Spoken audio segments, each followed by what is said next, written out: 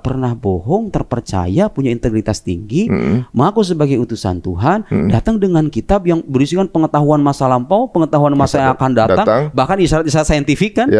Padahal beliau tidak pernah sekolah filsafat, perbandingan agama, tidak pernah terbukti belajar sama Rabi Yahudi, sama pendeta Nasrani. Kok bisa? Ini pertanyaan logik nih.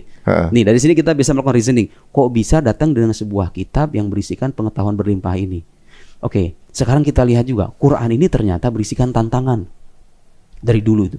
Jadi kalau orang itu ragu dengan keabsahan kenabian Nabi Muhammad, kata Quran, wa in kuntum fi raibin mimma nazzalna ala abdina fa'tu bi suratin mithli. Kalau kalian itu ragu dengan apa yang kami turunkan kepada hamba kami, Nabi Muhammad maksudnya, datangkan satu surat yang semisal kefasihannya, keindahannya, kedalaman maknanya seperti halnya Al-Quran. Satu surat itu paling pendek di Quran 3 ayat. Inna a'tainakal kautsar fasholli lirabbika wanhar inna syanaka huwal abtar. Itu paling pendek. Tantangannya itu iya, cuma segitu doang. Sepanjang zaman manusia ditantang. Ayo datangin pakar bahasa Arab sepanjang dunia kan banyak tuh, ya kan? Yang ahli bahasa Arab itu, bahkan orang-orang Arab dulu itu dikenal fasih sebagai fusoha. Fusoha itu orang-orang yang fasih. Mereka itu sangat membanggakan kefasihan mereka. Quran turun di tengah masyarakat yang membanggakan kefasihan bahasanya. Lalu ditantang, ayo kalian kalau kalian ragu dan kalian merasa benar dengan pengakuan kalian bahwa Muhammad bukan Nabi, datengin satu surat yang semisal dengan Al-Quran. Dan gak ada yang bisa, Mas. Ini saya nggak ngomong, ini bukan dongeng. Anda bisa cek, Anda bisa tanya para pakar bahasa Arab di dunia manapun yang benar-benar pakar ya.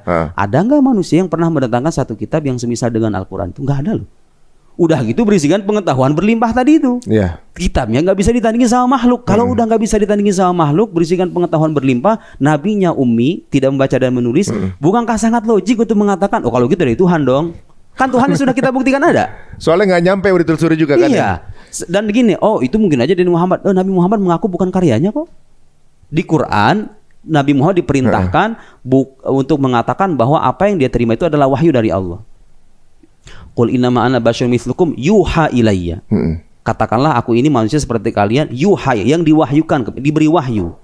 Jadi Quran sendiri secara jelas mengatakan bahwa Quran ini adalah wahyu yang diterima Nabi Muhammad. Ya sebenarnya kalau dia punya kepentingan beliau nih Rasulullah SAW, pasti dia bilangnya buatan dia lah. Iya kan, nah kan, iya kan? Bener juga ya. Iya kan? Kalau gini loh, Mas, gini nih.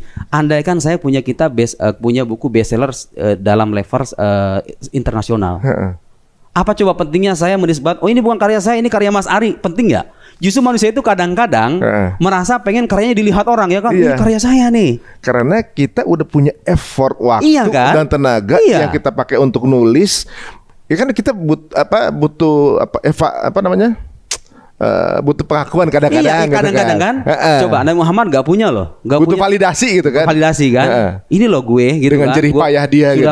Menghadirkan ini. Nabi Muhammad enggak loh. Justru menisbatkan kepada Tuhan loh.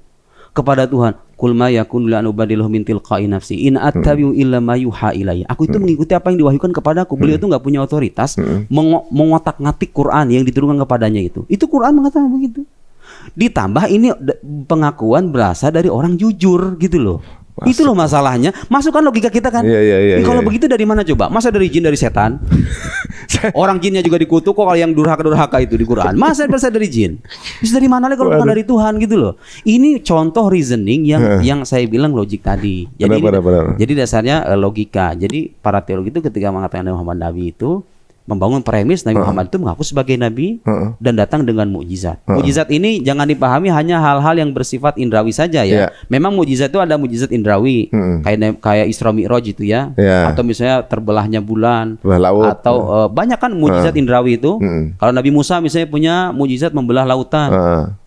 Nabi Isa misalnya bisa menghidupkan orang mati, kan mukjizat indrawi itu. Itu mukjizat, kita akui gitu kan. Tapi inilah uniknya Islam.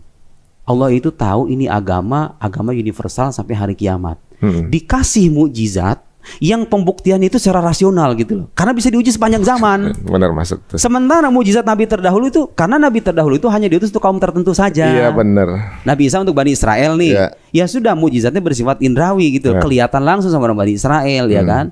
Nah kita ini yang hidup di abad 21, nabinya udah nggak ada 14 abad yang lalu, dikasih bukti kenabian yang pengujiannya bisa berlaku sepanjang zaman loh. Kenapa? Karena selama manusia punya akal sehat, dia bisa menguji itu. Disuruh mikir gitu ya. Mikir kan. Coba itu uniknya Islam tuh. Dan bukan cuma itu, Mas. Saya mau bilang begini. Kadang ada sebagian muslim yang nggak sadar dengan ini. Anda itu punya kitab suci, tahu nggak? Itu keautentikannya terjamin. Kenapa? Karena kitab suci kita itu sampai dengan periwayatan lisan yang sedemikian masif. Jadi Mas, kalau sekarang belajar ilmu qiraat, artinya ilmu cara membaca Al-Qur'an.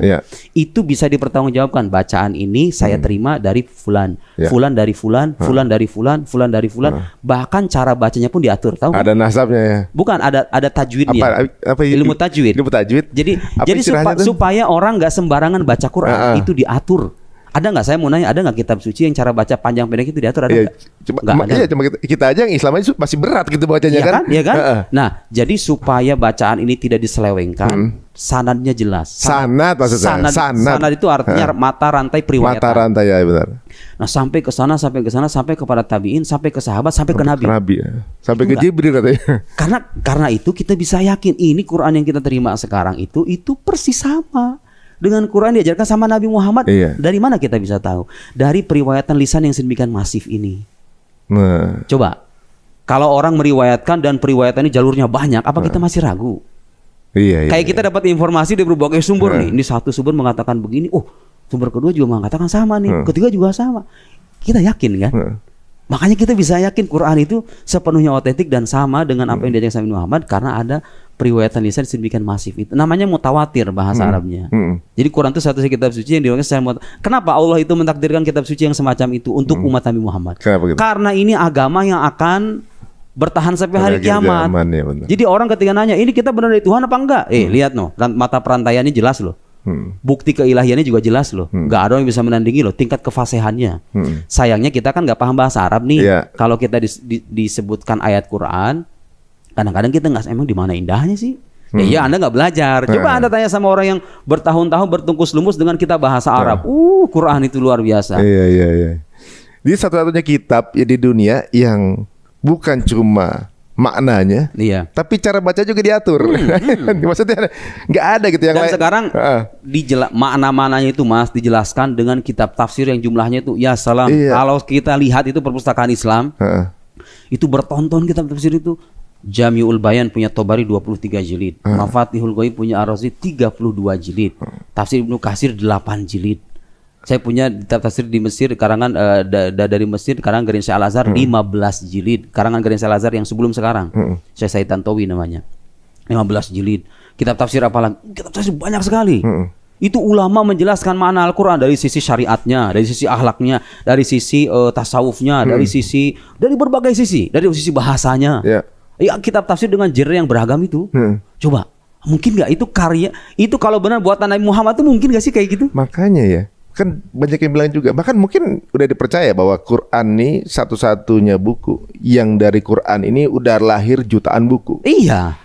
Gak ada buku lain yang kayak gini. Membuat decak kagum manusia sepanjang zaman. Sementara yang menyampaikan Quran ini adalah Nabi yang ummi, gak membaca, gak menulis. Nah, saya mau ngoreksi begini. Kurang ajar sekali mengatakan Nabi saya tidak membaca dan menulis, karena ada orang-orang yang memahami kalau Nabi dikatakan tidak membaca itu seolah-olah aib. Iya kan? Kayak Mas Ari kalau nggak baca bisa tulis, saya pandang sebagai aib kan? Tahu nggak? Nabi Muhammad itu sengaja Allah takdirkan tidak membaca dan menulis supaya apa? Supaya itu menjadi penguat akan kenabiannya. Karena kalau Nabi itu pernah membaca dan menulis dan pernah belajar, orang akan punya alasan. Ini buatan Muhammad ini mah. Hasil belajar dia ini mah, ya enggak? Iya kan? Allah sengaja tuh menutup celah itu. Angle-nya pas ini. Iya kan? Kalau seandainya Nabi Muhammad pernah gini deh. Mas tahu nggak, ayah Nabi Muhammad itu wafat ketika beliau dalam kandungan. Jadi Nabi Muhammad itu nggak pernah ngeliat wajah ayahnya loh. Seandainya ayah Nabi Muhammad itu sampai dewasa masih ada, sampai Nabi usia remaja misalnya masih ada. Kemudian di usia 40 beliau mengaku sebagai Nabi. Orang akan punya alasan. Ini hasil belajar Nabi Muhammad dengan ayahnya Abdullah. Tapi Allah wafatkan.